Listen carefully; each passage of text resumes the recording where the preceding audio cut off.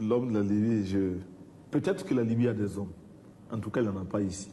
Et en tout cas, ce n'est pas moi. Je suis au contraire un voltaïque qui connaît ses réalités, la misère de son peuple, et qui voit aussi comment ailleurs d'autres ont eu le courage de prendre leurs responsabilités. Nous n'avons pas honte de dire que nous traitons avec Kadhafi, nous n'avons pas honte de dire qu'à certains moments, il nous a aidés à notre demande, et quand certaines de ces aides ne nous convenaient pas, nous le lui avons dit.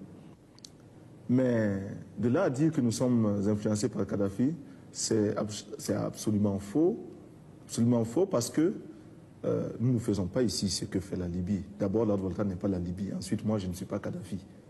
Les voltaïques ne sont pas libyens. Cela est très important. Nos positions n'ont pas toujours plu. Mais nous voilà nous connaissons un dilemme.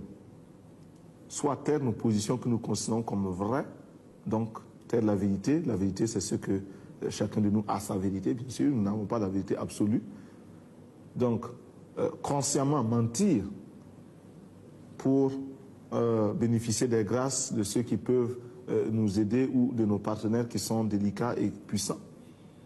Ou alors leur dire la vérité dans la conviction, dans l'intime conviction que nous rendons service à notre peuple et à tout autre peuple. Aux Nations Unies, nous sommes membres du Conseil de sécurité des Nations Unies. Nous recevons aujourd'hui des pressions multiples, multiformes pour orienter nos votes, pour orienter nos prises de position aux Nations Unies. Pouvons-nous nous taire lorsque l'on agresse un pays parce qu'il est petit? Pouvons-nous nous taire lorsque l'on envahit un autre pays?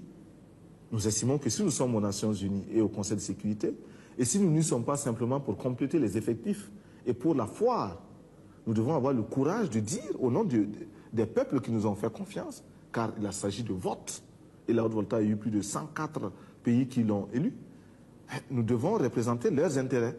Et en particulier, ces pays non alignés qui ont massivement voté pour la Haute-Volta, nous devons quotidiennement, constamment, courageusement défendre les intérêts des non alignés d'une manière particulière, mais d'une manière générale de tous les peuples qui s'indignent.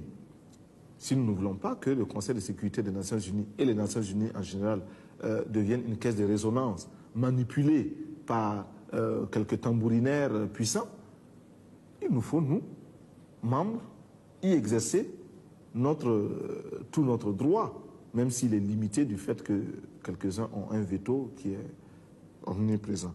Nous avons donc des pressions. Mais malgré tout, une grande puissance comme la France, comme les États-Unis ou comme l'Union soviétique, s'ils décident de retirer une partie de l'aide qu'ils vous apportent actuellement, peuvent vous mettre dans de graves difficultés intérieures. Mais c'est vrai.